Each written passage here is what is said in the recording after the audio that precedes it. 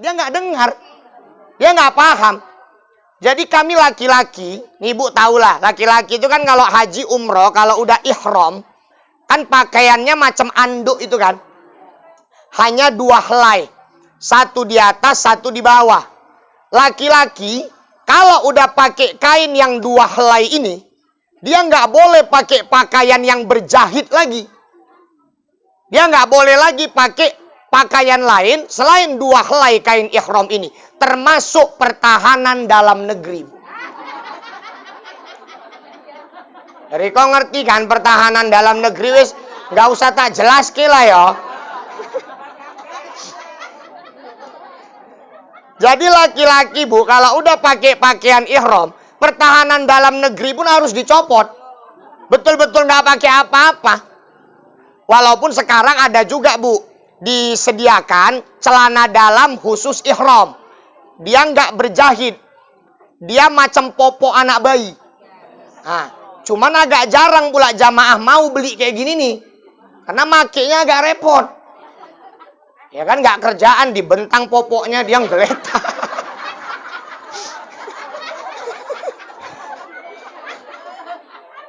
Makanya jarang orang make. Makanya perlu ada tali pinggang.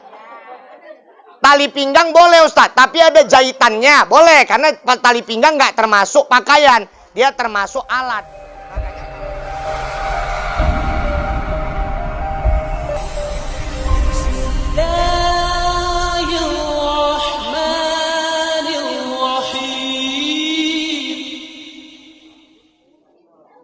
Bismillahirrahmanirrahim.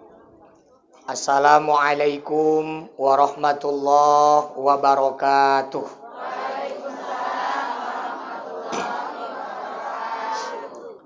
Innal hamdalillah wassalatu wassalamu ala Rasulillah wa ala alihi wa ashabihi wa mawalah. Qala Allah Ta'ala fil Qur'anil Karim, a'udzu billahi minasyaitonir rajim. Bismillahirrahmanirrahim. Ya ayyuhalladzina amanu kutiba alaikumusiyam kama kutiba alal ladzina min qablikum la'allakum tattaqun. Wa qala Rasulullah sallallahu alaihi wasallam fi haditsih, man fariha bidukhuli Ramadan harramallahu jasadahu 'alan niran. Sadaqallahul azim wa sadaqa rasuluhun nabiyul karim. Wa nahnu ala dzalika minasyahidina wasyakirina walhamdulillahi rabbil alamin. Yang terhormat Bapak Kepala Desa Saya Mencirim beserta Ibu, Bapak Sekdes beserta Ibu, Bapak-bapak yang berhadir pada siang yang mulia ini yang kami muliakan, ibu-ibu, orang-orang tua saya, seluruh jamaah pengajian akbar se-Desa Saya Mencirim ya Bu ya. Yang insya Allah kita semuanya dimuliakan oleh Allah Subhanahu wa Ta'ala. Sebelum saya mulai ibu-ibu, saya memohon maaf karena telah mengganggu susunan acara pada hari ini. Biasanya kan siap baca Quran, itu sambutan dulu dihabiskan. Ketua wirid, Pak Kades, baru sisanya untuk Ustadz. Biasanya kan ngono. Nah, tapi tadi saya telepon Kang Ashab, saya mohon bantuan agar supaya lebih cepat saya mulai ceramah karena jam 3 saya harus beranjak dari tempat ini sebab ayah saya sejak seminggu yang lalu jatuh sakit, Bu. Kebetulan sore ini beliau ada jadwal pengajian di Desa Serapit, Tanjung Kriahan, kalau Ibu tahu daerah Selesai. Itu masuk ke dalam lagi dari sini perjalanan hampir 1,5 jam. Jadi mohon pengertiannya ibu-ibu, nanti mohon maaf saya tidak bisa ikut acara sampai selesai karena harus menggantikan ayah saya. Riko ambek bapakku kenal kan Bu? Yo nek Riko ngerti Ustadz Irfan Yusuf, sing biasa dikenal Ustadz Rahul, sing wingi nang Babu Salam Isra Mi'raj. Nah, ya ikilah hasil kerjasama Rahul ambil Anjeli.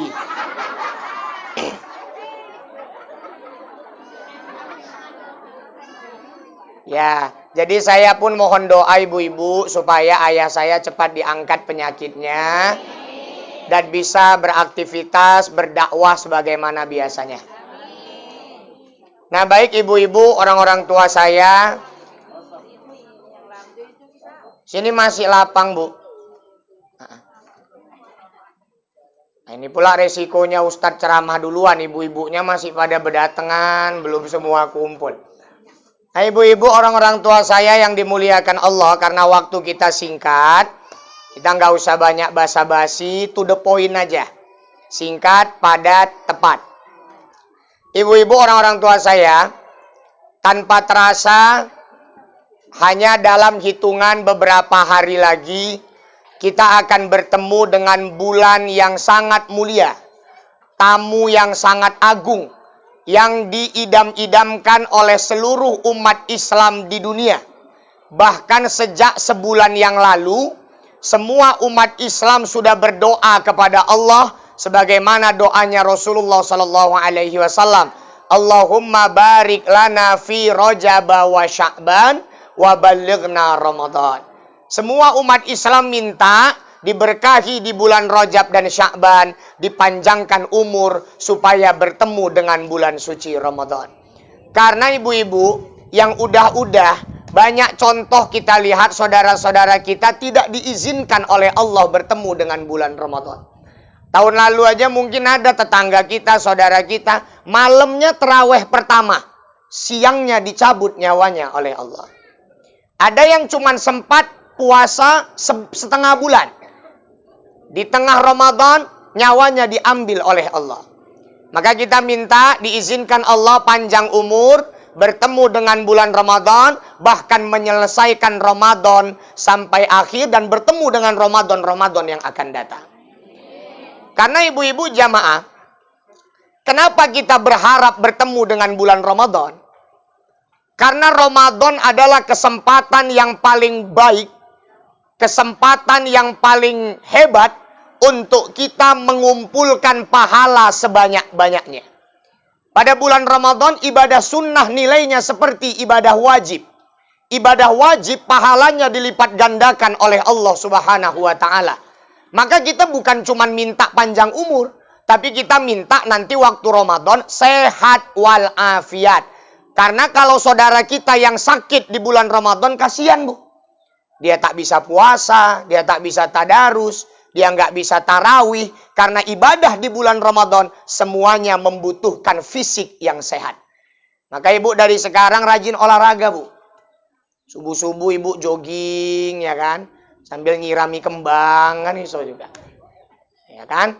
Jadi sehat kita nanti Ramadan, semua ibadah bisa kita lakukan dengan sempurna. Dan ibu-ibu, kenapa kita bercita-cita pengen ketemu Ramadan?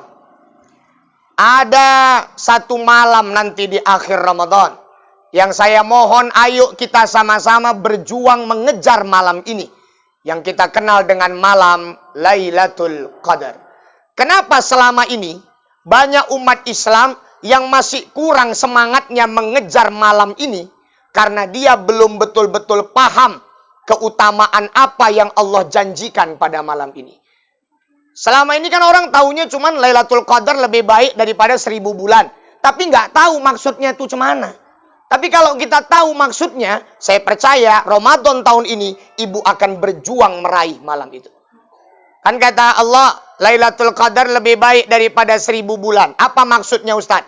Kata Nabi, Lailatul Qadar itu, Bu, di 10 malam terakhir, terutama malam-malam ganjil. Seandainya Ramadan nanti, pada malam ke-25, ibu sholat tahajud 2 rakaat. Kebetulan izin Allah, malam itu malam Lailatul Qadar. Maka ibu seperti sholat tahajud selama 24 jam tanpa berhenti selama 83 tahun 4 bulan.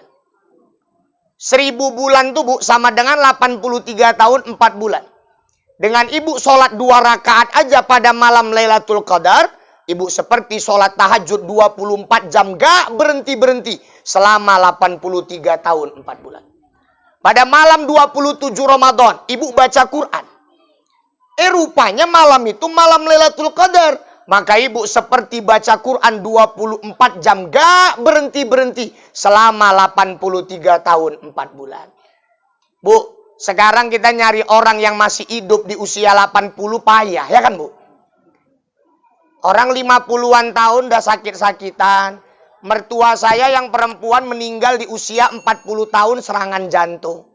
Payah nyari orang yang hidup di usia segitu. Tapi hanya dengan beribadah pada malam itu, Bu. Pada malam Lailatul Qadar, kita seperti beribadah selama 83 tahun 4 bulan. Maka ibu kejar nanti malam itu.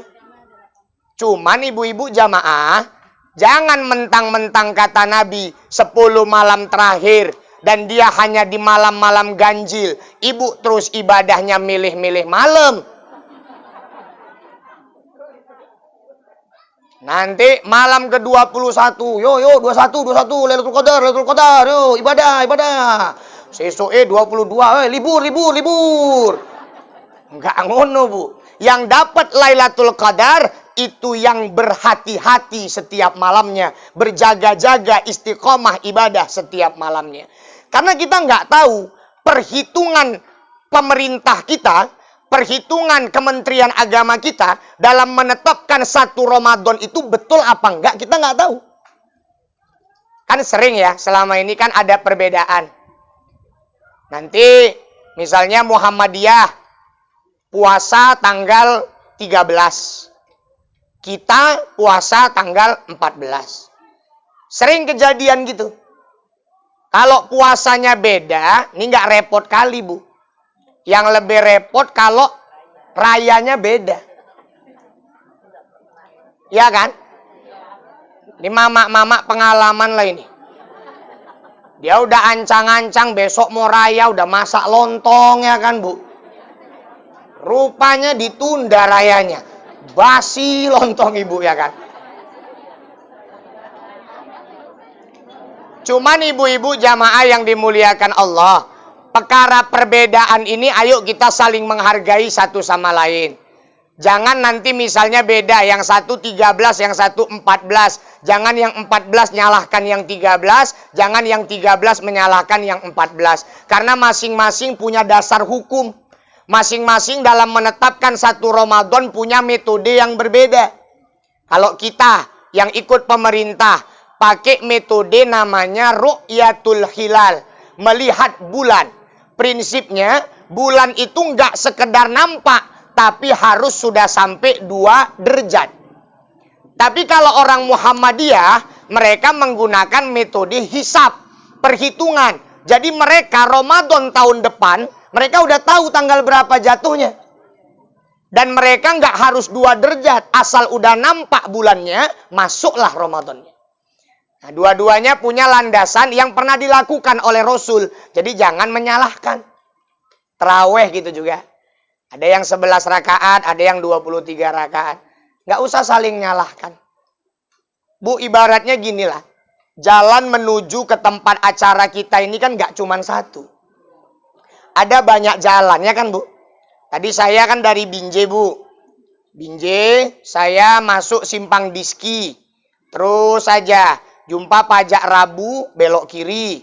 Terus saja, jumpalah tanah lapang yang ada masjid besar itu. Jumpa simpang sebelah kiri, jalan ke Dondong, masuk, jumpalah tempat ini. Atau kalau aku mau kurang kerjaan pun bisa. Aku terus saja sampai Kampung Lalang, ya kan Bu? Belok kanan aku Pinang Baris itu. Nanti ujung-ujungnya jumpa juga dari PDAM, ya kan? Kurang kerjaan tapi tujuannya tetap sama. Jadi beribadah tuh gitu, Bu. Kalau fikih ini namanya furuk, banyak akar-akarnya, banyak perbedaan itu biasa. Yang penting tujuannya tetap satu, ridho Allah dan tujuannya surga. Saling menghargai satu sama lain. Tiba teka, wak, terawih itu yang betul 11, wak. Enggak, 23. 11, wak. 23. 11, wak. Kok merengkel kali kau? 23. Yang beteka enggak terawih. Jadi saling menghargai aja, Bu. Jadi ayo nanti kita kejar malam Lailatul Qadar itu, Bu. Istiqomah ibadahnya dari awal Ramadan sampai selesai Ramadan, bahkan dilanjutkan walaupun Ramadan sudah meninggalkan kita. Beruntung kali yang dapat Lailatul Qadar ya Bu ya. Belum tentu umur kita bisa sampai segitu. Dan umur ini kan nggak bisa ditebak. Nggak harus yang tua dulu baru yang muda. Nggak harus yang sakit dulu baru yang sehat. Bisa jadi ibu yang udah tua-tua ini 10 tahun lagi masih hidup. Saya yang masih muda, sehat walafiat. Bisa jadi suatu hari saya ngisi ceramah. Karena buru-buru ngejar waktu. Na'udzubillah saya ngebut, gerbak, ninggal di tengah jalan. Na'udzubillah, tapi itu bisa terjadi. Nggak harus yang tua dulu baru yang muda. Nggak harus juga yang sakit dulu baru yang sehat. Tetangga saya kemarin, suaminya sakit 10 tahun Bu, stroke. Istrinya sehat walafiat, dialah yang ngurusi selama 10 tahun. Tiba-tiba dapat kabar ada yang meninggal di rumah itu. Semua orang udah berpikir yang meninggal itu ya lakinya. Yang udah stroke puluhan tahun. Rupanya istrinya yang sehat walafiat dipanggil duluan sama Allah. Yang stroke ini nggak ninggal-ninggal Bu. Mati ini nggak bisa ditebak. Yang penting kita minta matinya dalam keadaan husnul khotimah, mati dalam keadaan baik. Kalau bisa mati dalam keadaan beribadah. Saya waktu itu ada jamaah umroh saya. Pulang umroh, orang Bahoro dekat Bukit Lawang. Dia jadi imam sholat di masjidnya Bu. Waktu sujud, nggak bangkit-bangkit Bu. Makmumnya tengok-tengokan nih. Baca apa lawawak nih. Nggak suwi tenan, nggak ngadeg-ngadeg. Terakhir disenggol, blek. Meninggal Bu. Dalam keadaan jadi imam sholat berjamaah. Siapa yang nggak kepengen meninggal seperti itu? Kita boleh Bu minta sama Allah mau meninggal macam mana kita boleh. Misalnya ibu mau pergi umroh, ibu berdoa minta meninggal di Mekah, boleh. Karena kalau orang yang meninggal di tanah suci, dia misalnya dimakamkan di Baqi. Baqi itu pemakaman di samping Masjid Nabawi. Kata Nabi, semua yang dimakamkan di Baqi dijamin masuk surga oleh Allah Subhanahu wa taala. Jadi kalau ada saudara ibu dulu meninggal di Madinah, dia dimakamkan di Baqi, insya Allah ahli surga. Tapi matinya nggak bisa disengaja Bu. Kita cuma boleh minta sama Allah supaya diwafatkan di tanah suci. Tapi ibu nggak boleh bunuh diri di tanah suci. Mati bunuh diri, mati fasik. Bisa pun mati kafir. Khalidina fiha abada, kekal dalam neraka selama-lamanya. Tapi kita boleh minta mau meninggal macam mana. Kayak sahabat Nabi dulu banyak yang meninggal, pengennya minta meninggal di medan perang. Boleh kita berdoa memilih. Waktu itu ada kiai di Jawa Bu. Lagi ceramah duduk di sofa gini kan. Blek. Ninggal Bu, lagi ceramah. Maka aku wedi ceramah jagong iki. Iku kiai ini ninggal deh ceramah jagong. Jadi mati ini nggak bisa ditebak. Jadi ibu-ibu jamaah yang dimuliakan Allah, hari ini saya mau sampaikan, supaya ibadah Ramadan kita nanti sempurna, ada 4 hal yang harus ibu-ibu persiapkan untuk menghadapi bulan Ramadan nanti. Apa aja Ustadz? Yang pertama persiapan akliyah, persiapan akal. Apa yang harus kita persiapkan dari akal kita? Kita isi akal kita dengan ilmu-ilmu yang berhubungan dengan ibadah yang akan kita lakukan. Ibadah tanpa ilmu Bu, nilainya bisa sia-sia. Ibadah tanpa ilmu bisa 0 pahalanya. Ibadah tanpa ilmu bisa rusak. Semua ibadah perlu ilmu. Sholat pakai ilmu Bu. Orang kalau nggak punya ilmu, sholatnya bisa berserak. Contoh, kami laki-laki, kalau lagi sholat sendirian gini, tiba-tiba dari belakang ada orang datang minta sholat berjamaah. Caranya macam mana Bu? Nepuk pundak. Artinya dia ngajak kita berjamaah. Saya diminta jadi imam. Ini kalau orang nggak punya ilmu, berserak nih Bu. Lagi sholat dia, belakang datang orang. Oh, apa sih kau urus hal ya, orang sholat pun sibuk aja.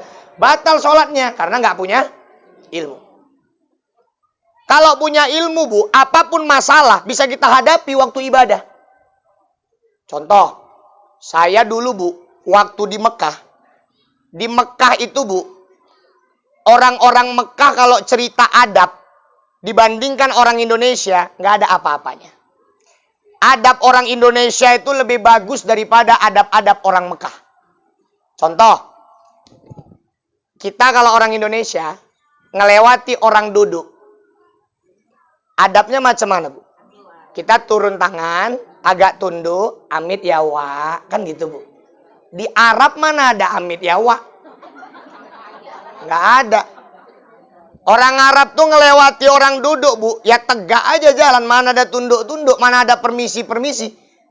Saya pernah lagi duduk di Masjidil Haram, Bu. Saya duduk di sini. Di sebelah saya ada orang. Dari belakang orang Arab jalan, ngelewati kami dari tengah-tengah. Pahaku dilangkainya, kepalaku dipegangnya jadi cagak gini, Bu. Ibu bayangkanlah, awak orang Indonesia kepala ini paling fitrah ya kan, Bu? Paling pantang dipegang. Ini jadikannya cagak kepala awak. Aku waktu itu batin, mak ini kalau bukan kampungmu keletupan ya apa otak ini geram kan. Adabnya nggak ada, Bu, orang Mekah. Ah, ini kaitan ilmu tadi waktu sholat. Saya lagi sholat subuh di Masjidil Haram. Lewat orang Arab besiwa. Ibu tahu siwa? Siwa itu sunnah Nabi. Kayu ujungnya dikunyah atau ditumbuk. Bekas kunyahannya tuh digosok-gosok di gigi. Ah, itu namanya siwa. Sunnah Nabi. Saya lagi sholat nih. Subuh. Orang Arab lewat. Bu, di sana kan ada fikihnya kalau kita lagi sholat. Ada orang lewat. Itu boleh kita halangi pakai tangan gini. Supaya dia nggak ngelewati kita sholat. Tapi supaya ibu tahu nanti kalau umroh, kalau haji. Di sana nggak perlu ibu gitu kan. Kenapa? Karena di sana orang padat. Orang mau lewat, nggak ada jalan lain kecuali ngelewati orang sholat. Jadi biarkan aja dia lewat, kita tetap fokus. Jadi saya sholat, orang Arab lewat sambil besiwa. Naasnya, Bu, wawa nih siap besiwa, pas ngelewati aku. Yang kurang ajarnya wawa Arab ini, Bu, dibuangnya siwak bekas giginya di tempat sujudku. Aku Pak Kades pas ruku batin, mak mampus. Jigong Arab aku pikir. Tapi karena kita punya ilmu ya, Bu, kita tahu sholat itu boleh melakukan gerakan kecil kalau diperlukan. Sholatnya nggak batal. Jadi waktu mau sujud aku nggak berani ngambil resiko, Bu. Mau sujud, ku ambil siwaknya, ku pindah ke sebelah. Sujud aku. Bar sholat, ndasku dikeplak. Anak kurang ajar kau ya. Rupanya di samping bapakku, Bu.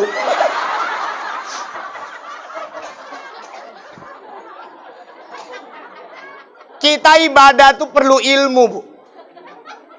Kalau punya ilmu, kita ibadah aman, Bu. Apapun situasi bisa kita selamatkan. Kayak ada orang pernah sholat di rumah. Dia kebetulan kiblatnya ngadep ke meja makan. Jadi dia sholat bentang sejadah ngadep ke meja makan. Di meja makan ini lengkap semua lauk sak pauk-pauknya. Kan biasanya lauk pauk, udah lengkap lah itu. Semua ada. Tapi nggak ditutup sangi, Bu. Diler.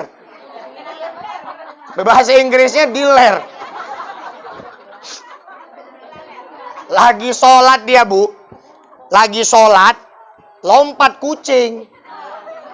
Naik ke meja makan. Kebetulan nih orang-orang berilmu. Cemana caranya biar sholatku aman, laukku aman ini. Terakhir dia dapat ide, Bu. Ruku dia. Allahu Akbar. Sami Allahu liman. Sholatnya aman, lauknya aman. Ibadah perlu ilmu. Bagaimana ibu mau sempurna sholatnya kalau ibu nggak tahu apa-apa aja rukun sholat? Kalau ibu nggak tahu apa-apa aja sunnah dalam sholat, apa-apa aja makruh dalam sholat, apa-apa aja yang membatalkan sholat. Kalau kita nggak tahu, macam mana mau sempurna ibadah? Puasa pun gitu. Macam mana puasa mau sempurna kalau kita nggak tahu apa makruh dalam puasa, apa sunnah dalam puasa, apa yang bisa membatalkan puasa.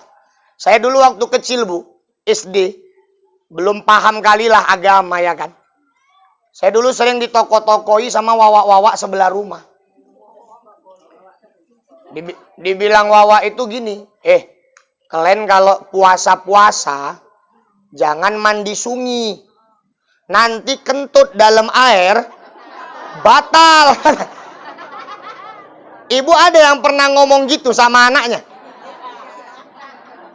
Kalau ada ibu yang pernah ngomong gitu sama anaknya atau sama tetangganya, ibu sholat tobat, Bu. Betul. Minta ampun ibu sama Allah. Karena ibu udah ngarang-ngarang hukum.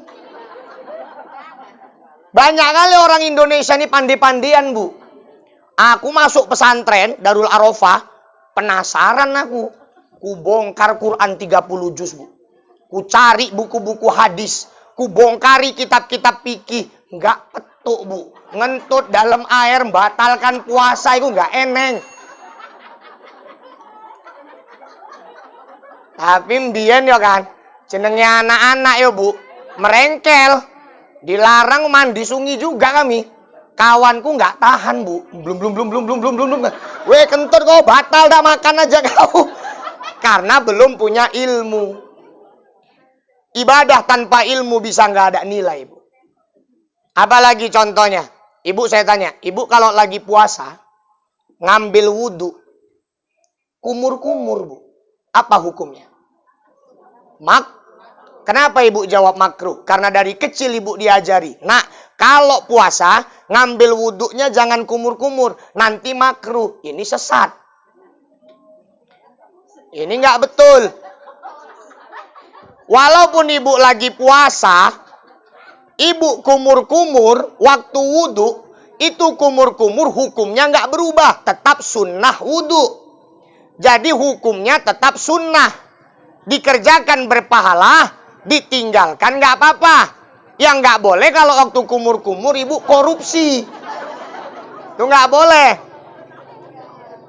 Tapi kalau nggak ada niat ibu sengaja nelan, itu hukumnya tetap sunnah. Tapi kalau ibu lagi puasa, ibu kumur-kumurnya di luar wudhu, itu baru hukumnya makruh. Itu pun kalau ibu kumur-kumurnya pakai air putih. Tapi nek riko puasa kumur-kumur nganggo teh manis ya batal. Kok riko puasa kumur-kumure nganggo kuah kola ya batal. Batal lah. Sing makruh itu air putih. Puasa tanpa ilmu bisa nggak ada nilainya di hadapan Allah. Apalagi Ustadz, misalnya nih umroh, haji. Kalau nggak punya ilmu, ratusan puluhan juta kita keluar duit, bisa sia-sia kalau umroh nggak punya ilmu. Makanya sebelum umroh, sebelum haji perlu adanya manasik. Itu pun dikasih manasik, kadang-kadang masih banyak jamaah yang nggak ngerti. Saya pertama kali berangkat umroh dulu, Bu, itu tahun 2011.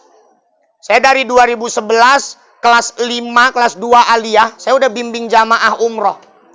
Waktu itu ada satu orang jamaah saya, kakek-kakek, umur 75 tahun. Kakek ini, udahlah ilmu agamanya nggak ada, mohon maaf kupingnya sepi, Bu. Kupingnya ini udah budek. Jadi apapun yang dijelaskan waktu manasik, dia nggak dengar. Dia nggak paham. Jadi kami laki-laki, ibu tahulah, laki-laki itu kan kalau haji umroh, kalau udah ihram, kan pakaiannya macam anduk itu kan. Hanya 2 helai. Satu di atas, satu di bawah. Laki-laki, kalau udah pakai kain yang 2 helai ini, dia nggak boleh pakai pakaian yang berjahit lagi. Dia nggak boleh lagi pakai pakaian lain selain 2 helai kain ihram ini. Termasuk pertahanan dalam negeri. Jadi kau ngerti kan pertahanan dalam negeri, wis nggak usah tak jelas lah ya. Jadi laki-laki, Bu, kalau udah pakai pakaian ihram, pertahanan dalam negeri pun harus dicopot. Betul-betul nggak pakai apa-apa. Walaupun sekarang ada juga, Bu, disediakan celana dalam khusus ihram. Dia nggak berjahit. Dia macam popok anak bayi. Nah, cuman agak jarang pula jamaah mau beli kayak gini nih. Karena makainya agak repot. Ya kan nggak kerjaan, dibentang popoknya dia ngeletak.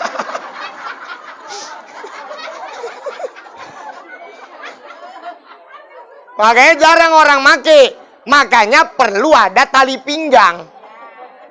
Tali pinggang boleh Ustaz, tapi ada jahitannya. Boleh, karena tali pinggang nggak termasuk pakaian. Dia termasuk alat. Makanya bawah itu harus diikat pakai tali pinggang. Karena kalau nggak bahaya, di Mekah angin kencang. Ya kan? Jadi Bu, singkat cerita. Sebelum ngambil niat, Ibu yang udah pernah umroh haji pasti tahu. Dari Madinah mau ke Mekah, itu ngambil niatnya di satu tempat namanya Bir Ali. Bir Ali itu sekitar setengah jam dari kota Madinah. Ngambil niat ihram ini kan tempatnya udah ditentukan, nggak boleh di sembarang tempat. Dah, sebelum turun di Bir Ali, saya ingatkan sama jamaah. Bapak-bapak, jamaah yang laki-laki saya ingatkan. Jangan sampai ada pakaian yang lain selain 2 helai kain ihram. Nanti umroh bapak nggak sah. Nanti umrohnya batal. Lepas. Celana dalam pun lepas. Saya bilang gitu. Rupanya kakek yang 75 tahun nih tadi. Yang sepi kupingnya tadi nih. Manasik nggak paham. Ilmu memang nggak ada. Rupanya dalam kain ihramnya itu masih ada pertahanan dalam negeri tadi Bu. Turun dari bus. Jalan ke tempat wudhu. Memang Allah sayang lah sama kakek ini Bu. Allah nggak mau umroh kakek ini nggak sah Bu. Allah keluarkan angin kencang Bu. Melorot kakek tua kain ihramnya. Ketahuan saya masih pakai pertahanan dalam negeri. Saya repeti, kek, lepas kek. Loh kok lepas Ustadz? Iya nanti umroh kakek nggak sah, nggak boleh pakai itu. Loh geli lah Ustadz. Mikir kan geli pula lagi. Ibadah tanpa ilmu Bu bisa sia-sia. Makanya inilah pentingnya majelis taklim. Ibu wirid sebulan berapa kali? 4. Saya sarankan 4 kali wirid sebulan Bu. Jangan gitu-gitu aja. Yasin, tahtim, tahlil, mangan, pulang. Yasin, tahtim, tahlil, mangan, pulang. 4 kali sebulan. Memang bagus gitu. 2 kali yasinan. 2 kali undang ustadz. Ngaji ilmu agama. Ustadznya terserah Bu. Nggak harus segarang aku kok. Bebas lah. Iya kan? Yang penting ngaji ilmu agama, belajar fikih, masih banyak masalah agama yang kita anggap sepele, tapi ternyata kita belum paham. Contoh, ini mohon maaf ya Bu, Ibu saya tanya, perempuan itu rata-rata balik umur berapa tahun? Lain-lain ya kan? Ada yang 10 tahun dia udah balik, ada yang 12, ada yang 25. Ya nggak eneng lah Bu, kok terus keter ngono.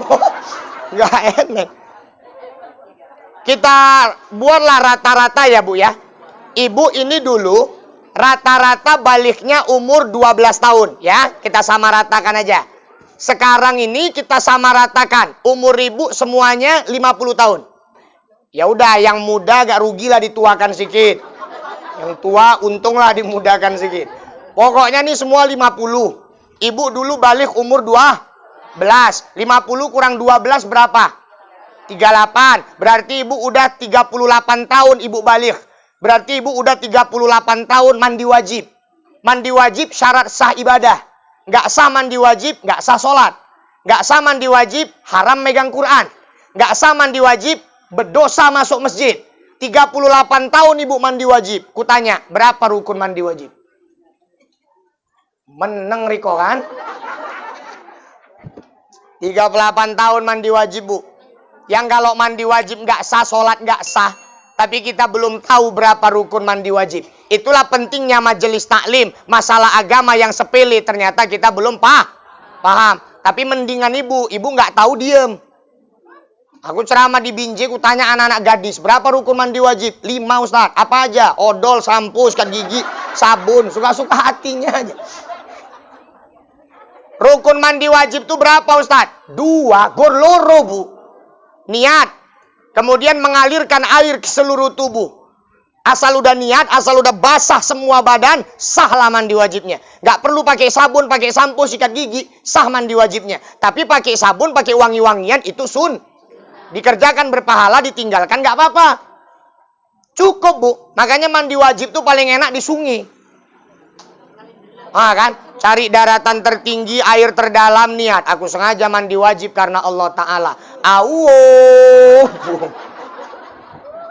Basah semua. Gak usah pakai sabun, pakai sampo, sah mandi wajibnya. Loh Ustadz, kami selama ini nggak tahu Ustadz rukun mandi wajib. Apakah mandi wajib kami selama ini nggak sah Ustadz? Insya Allah sah. Kenapa saya bilang sah? Kan rukunnya cuma 2. Niat, mengalirkan air ke seluruh tubuh. Ustadz, kami kadang-kadang Ustadz, yang niatnya itu kami nggak hafal Ustadz. Ini kalau ditanya rata-rata yang nggak hafal niat mandi wajib, apalagi bahasa Arabnya kan. Ya Bu, ikuti Bu. Nawaitul ghusla li raf'il hadathi akbari lillahi ta'ala. Kalau ibu nggak hafal bahasa Arabnya, bahasa Indonesia, sengaja aku mandi wajib untuk menghapus hadas besar karena Allah Ta'ala. Ustadz, kalau kami nggak baca niat macam mana Ustadz? Asal dari kamar menuju kamar mandi, ibu dalam hati sudah niat mau mandi wajib, basah semua badannya, sahlah mandi wajibnya. Karena niat itu rukun qalbiyah, rukun hati, tak pun terucap, kalau dalam hati udah berniat, maka kita sah mandi wajibnya. Sepele, tapi kita belum paham. Dalam rumah tangga pun gitu loh Bu. Ada banyak hal yang mungkin kita belum paham. Ada namanya zihar. Ibu pernah dengar istilah zihar? Zihar ini Bu, sesuatu yang dilarang dalam agama, tapi karena belum paham mungkin suami ibu, bisa jadi dia pernah melakukan ini dan dia berdosa. Apa itu Ustadz zihar? Zihar itu menyamakan istri dengan mama kandungnya sendiri. Suami nyamakan istrinya sama mama kandungnya. Gitu. Maksudnya, saya punya istri. Saya samakan istri saya dengan mama kandung saya. Macam mana kalimat zihar itu Ustadz? Ini ulama beda-beda pendapat. Yang satu misalnya, saya bilang sama istri saya, Dek, mukamu cantik kali mirip muka mamaku. Dalam Islam hukumnya haram. Bahkan sebagian ulama berpendapat kalau udah suami ngomong gini sama istrinya, dia tidak boleh menyentuh istrinya sebelum membayar 3 kifarat. Pertama, memerdekakan budak. Ini mau nggak mau udah nggak ada memerdekakan budak. Sekarang udah nggak ada perbudakan. Mau nggak mau yang kedua, asyamu syahraini mutatabi'ain. Puasa 2 bulan berturut-turut, nggak boleh putus. Udah puasa 10 hari, motel dia, putus, ulang dari 1. Ulang dari pertama. Yang ketiga, kalau nggak sanggup puasa, baru dia boleh ngasih makan fakir miskin 60 orang. Takarannya 1/4 wasak. Jadi ibu-ibu jamaah yang dimuliakan Allah, kalau kita nggak paham, bisa jadi kita pernah melakukan ini. Dan kita berdosa. Maka itulah pentingnya majelis taklim. Nah maka ayo Bu, kita persiapkan akal kita. Saya sering sampaikan, di pengajian FKSMM subuh pernah saya sampaikan gini Bu. Kita itu akan lebih semangat melakukan satu ibadah kalau kita tahu apa pahala yang dijanjikan Allah untuk ibadah itu. Betul nggak? Karena fitrah manusia itu Bu, akan lebih semangat melakukan sesuatu kalau ada iming-imingnya. Itu udah fitrah manusia. Bapak aja lah kerja, lebih semangat digaji apa nggak digaji Pak? Digaji. Manusia tuh fitrahnya gitu, akan lebih semangat kalau ada iming-imingnya. Makanya supaya ibu lebih semangat menjalankan ibadah, ibu cari tahu apa pahala dan keutamaan yang dijanjikan Allah untuk ibadah yang mau aku lakukan. Misalnya nanti ibu puasa mau tadarus, aku carilah apa sih hadis Nabi, apa sih ayat Quran yang menjelaskan tentang keutamaan pahala orang yang rajin baca Quran. Ibu mau sedekah, cari apa sih keutamaan orang yang rajin sedekah. Kalau kita udah tahu, maka kita akan lebih bersemangat melakukannya. Itu pentingnya belajar Bu. Nah, selanjutnya, Itu tadi yang pertama, persiapan akal. Yang kedua, apa persiapan yang harus kita lakukan menjelang Ramadan? Persiapan hati, qalbiyah. Ramadan bulan suci, masuk ke bulan Ramadan, hati juga harus bersih. Hati harus suci. Kalau hati nggak bersih, Bu, nanti ujung-ujungnya kita beribadah tidak lillahi ta'ala. Banyak sekali orang beribadah di bulan Ramadan bukan karena Allah, tapi karena malu. Tapi karena segan. Ibu perhatikan betul-betul.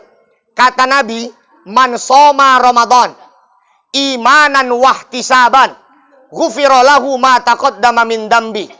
Man qama Ramadan imanan wahtisaban ghufira lahu ma taqaddama min dambi.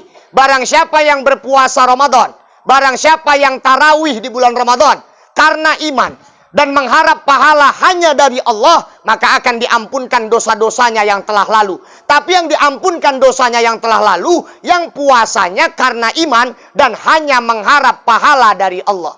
Banyak orang puasa bukan karena Allah, bukan mengharap pahala dari Allah, tapi gara-gara segen. Ah, masa yang lain puasa, aku nggak puasa. Malulah, cuman gara-gara itu. Ah, orang pada ke masjid terawih, masa aku nggak ke masjid? Cuman gara-gara itu. Dia mikirkan pujian manusia.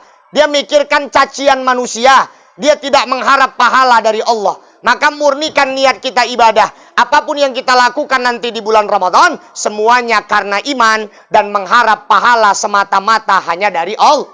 Dari Allah.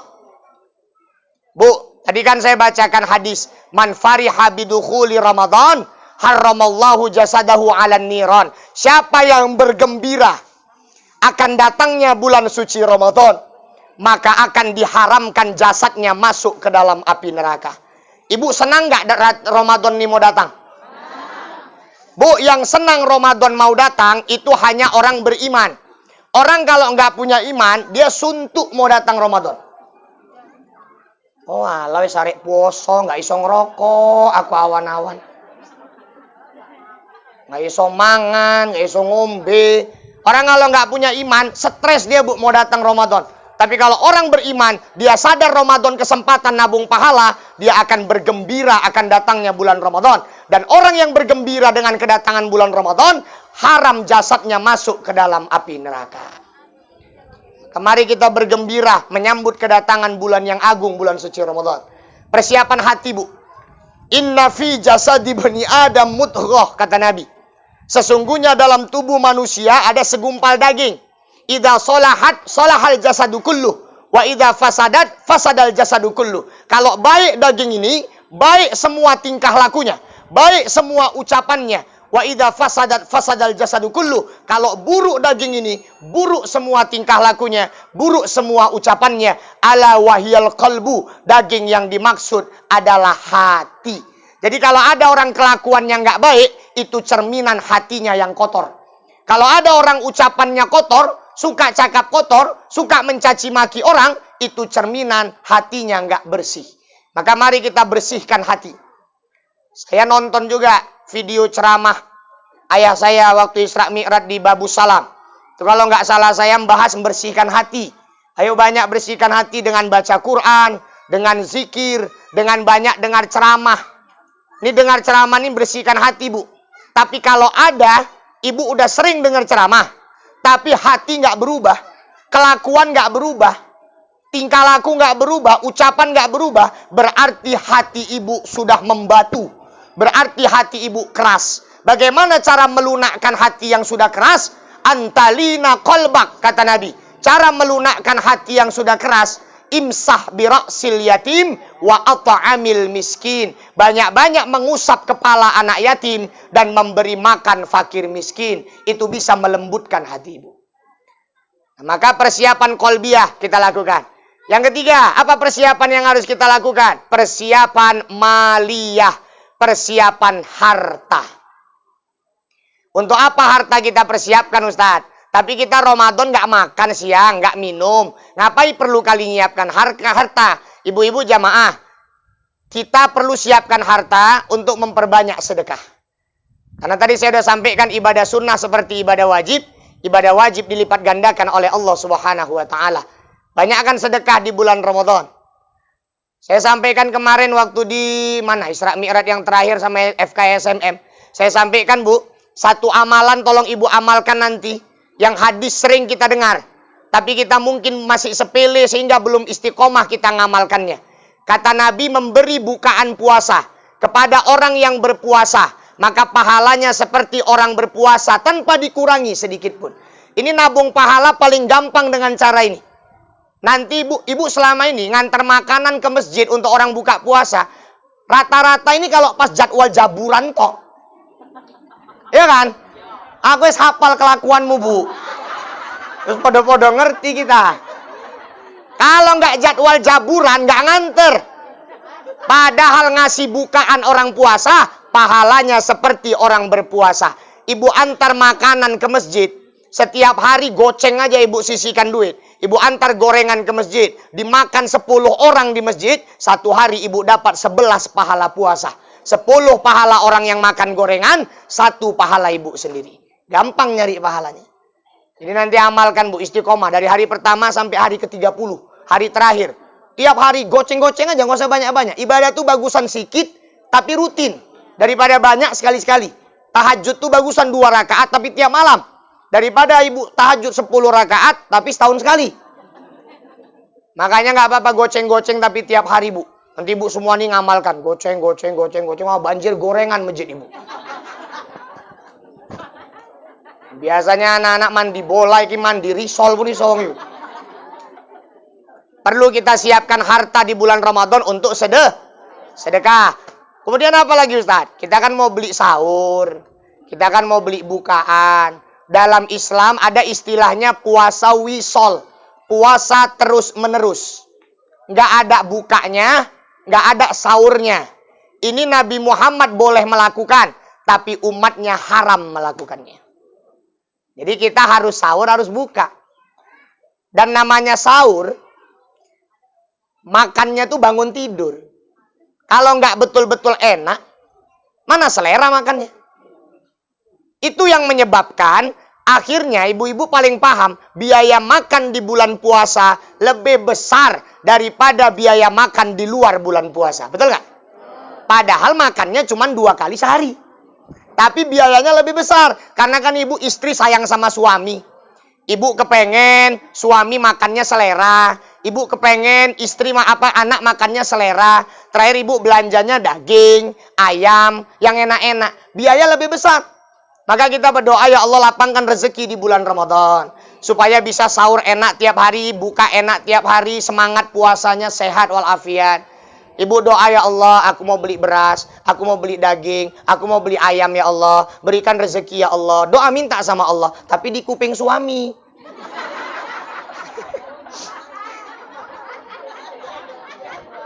Ya biar cepat terkabulnya.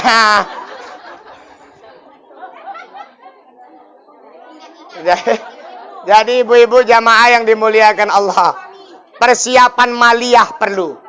Ya, yang terakhir adalah persiapan jasadiah, persiapan fisik seperti yang saya sampaikan tadi. Mudah-mudahan kita Ramadan nanti dalam keadaan sehat walafiat. Dan ingat ibu-ibu, ada hadis Nabi, kam min shaimin laisa lahu min siyamihi illal ju'i wal atas. Berapa banyak orang berpuasa tapi dari puasanya dia tidak mendapatkan pahala, hanya mendapatkan lapar dan haus saja. Kenapa? Karena yang puasa hanya perutnya. Karena yang puasa hanya lambungnya. Mulutnya tidak berpuasa dari menceritakan aib orang. Kakinya tidak berpuasa dari melangkah ke tempat-tempat maksiat. Tangannya tidak berpuasa dari mengambil yang bukan haknya. Maka puasa itu bukan cuma nahan lapar, nahan haus, tapi semua hal yang berkaitan dengan hawa nafsu harus kita lawan. Harus kita puasakan seluruh anggota tubuh kita. Ini mohon maaf ibu-ibu, dosa yang paling rentan dilakukan oleh ibu-ibu berasal dari mulut. Di neraka banyak perempuan masuk neraka karena nggak bisa jaga mulut. Di neraka Rasul tengok banyak perempuan menggunting-gunting lidahnya sendiri. Kemudian dimasukkan minyak panas ke kerongkongannya. Nabi tanya sama Jibril, Jibril ini perempuan kenapa? Kata Jibril, Muhammad, itulah istri yang selama di dunia, lidahnya selalu menyakitkan hati suaminya. Banyak perempuan masuk neraka gara-gara mulut, Bu. Perempuan itu diciptakan Allah. Apa yang ditengok mata, apa yang didengar telinga, masuk ke otak, turun ke hati, langsung keluar dari mulut. Itu fitrahnya perempuan. Perempuan itu lebih susah memendam perasaan daripada laki-laki. Ustadz, kan nggak semua perempuan kayak gitu sih Ustadz. Memang ada perempuan, Bu, yang mulutnya nggak ceplas-ceplos. Tapi kalau perempuan memendam perasaan, dia lebih tersiksa batinnya daripada laki-laki yang memendam perasaan. Karena memang diciptakan Allah, udah perempuan itu pengennya apa yang didengar, apa yang ditengok langsung keluar dari mulut. Itu udah fitrah. Bahkan kadang-kadang karena ibu memang diciptakan Allah ceplas-ceplos, kadang nggak sadar ibu nyakiti perasaan orang. Mereka undangan, metu pengantene, lanangi garang wedoke hancur. Iya Allah, jen lanang pekok. Rongsokan ngono kok dijegok lah. Metu pengantene wedoke ayu, lanangi hancur. Oh alah mimpi opo lah cah wedok kae lanang anyang-anyangan kok dijiko. Oh metu pengantene lanangi hancur wedoke hancur. Innalillahi wa inna ilaihi rajiun. Piye lah peranaane kok. Apa yang ditengok pengennya jadi omongan. Enggak usah kan orang biasa, Bu. Ustadz aja ini sering jadi korban mulut mama-mama aku, Bu. Tenan demi Allah loh. Aku kalau diperkenalkan anak Ustadz Rahul, kata protokol misalnya, iku eneng ibu-ibu cocote iku. Loh. Iya, eneng iku cocote nih. Oh, bapaknya dhuwur, anaknya kok yang ini. Enek sakit tenan nantiku, Bu, tenang. Iya. Mamaku cilik, Bu. Aku memang rodo apes, Bu. Jadi gini lah, bapakku tinggi, mamaku pendek, pendeknya dapat aku. Mamaku putih, bapakku hitam, hitamnya sama aku. Adil kali Allah memang sama aku, Bu. Iya, Ustadz pun jadi korban kok, Bu. Engkau Ustadz tekone carry. Ah Ustadz mentang-mentang laris, mentang-mentang jope akeh, hobine telat. Orang disuruh nunggu. Engkau Ustadz tekonin desean. Ustadz nggak laku yang ngono. Jope goriki ya. Tekon desean. Jaluk mangan nggak ya? Jaluk mangan. Engkau Ustadz ceramai suwi. Ustadz ceramah kok nggak mikir ke uang. Anggetin jagung suwi-suwi nggak geringgingan.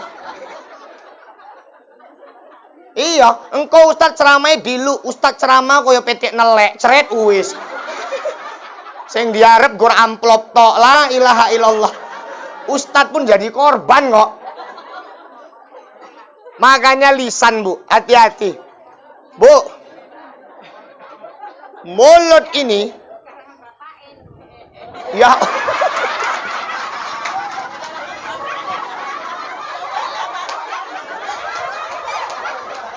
sabar.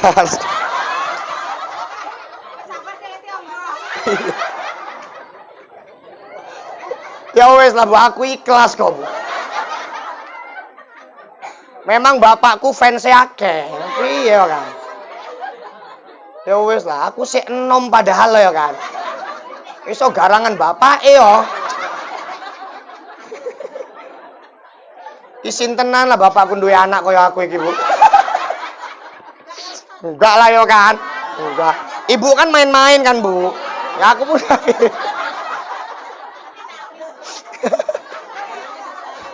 Bu, lidah ini bisa jadi pahala, bisa jadi dosa. Lidah ini bisa jadi surga, bisa jadi neraka. Tinggal tergantung macam mana makinya. Ibu nanti baca di Quran, ada surah namanya surah Luqman. Luqman ini dapat gelar namanya Luqmanul Hakim. Al-Hakim itu gelar. Apa artinya? Penuh hikmah. Karena semua ucapan dan perbuatannya mengandung hikmah dan pelajaran. Suatu hari, si Luqman ini disuruh raja untuk menyembelih seekor kambing. Lukman, itu ada kambing. Coba kau sembelih. Siap itu ambil 2 bagian terbaik dari kambing itu, berikan kepadaku. Disembelih sama Lukman, diambil 2 bagian terbaik dari kambing itu, diberikan kepada raja. Apa 2 bagian terbaik itu? Hati dan lidah. Raja penasaran. Loh, kenapa kok diminta bagian terbaik, dikasih hati sama lidah? Besoknya disuruh lagi, Lukman, itu kambing. Kau sembelih, ambil 2 bagian terburuk dari kambing itu, berikan kepadaku. Disembelih, diambil 2 bagian terburuk, dikasih sama raja. Apa 2 bagian terburuk? Hati dan lidah.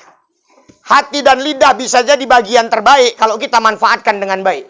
Hati dan lidah bisa jadi bagian terburuk kalau kita manfaatkan dengan buruk. Ini mulut saya. Lagi saya pakai untuk ceramah. Ini lagi baik. Lagi jadi pahala. Lagi jadi surga. Ya kalau di luar ceramah belum tentu nih Bu. Anggetere kok lambene Ustad terus koyong ini yo. Orang tentu. Iya Bu. Ustadnya pun kadang pantang delok sing aneh-aneh. Iya Bu. Tapi lidah kalau kita pakai untuk riba, untuk fitnah, untuk dusta, maka lidah kita jadi neraka.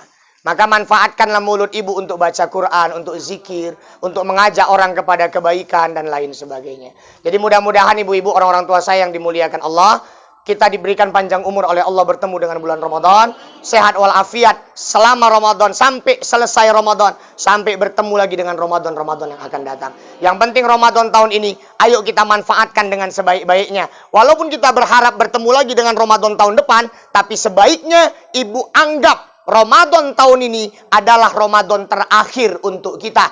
Kita anggap habis Ramadan kita bakalan meninggal. Supaya Ramadan tahun ini kita manfaatkan dengan sebaik-baiknya. Mudah-mudahan 4 persiapan tadi bisa kita lakukan. Sehingga semua amal ibadah kita di bulan Ramadan mendapatkan nilai yang sempurna di hadapan Allah Subhanahu wa Ta'ala. Mohon maaf ibu-ibu kalau saya tidak bisa menyampaikan panjang lebar. Karena memang keadaan yang memaksa. Sekali lagi mohon doa mudah-mudahan saya, ayah dan keluarga semuanya dalam keadaan sehat walafiat.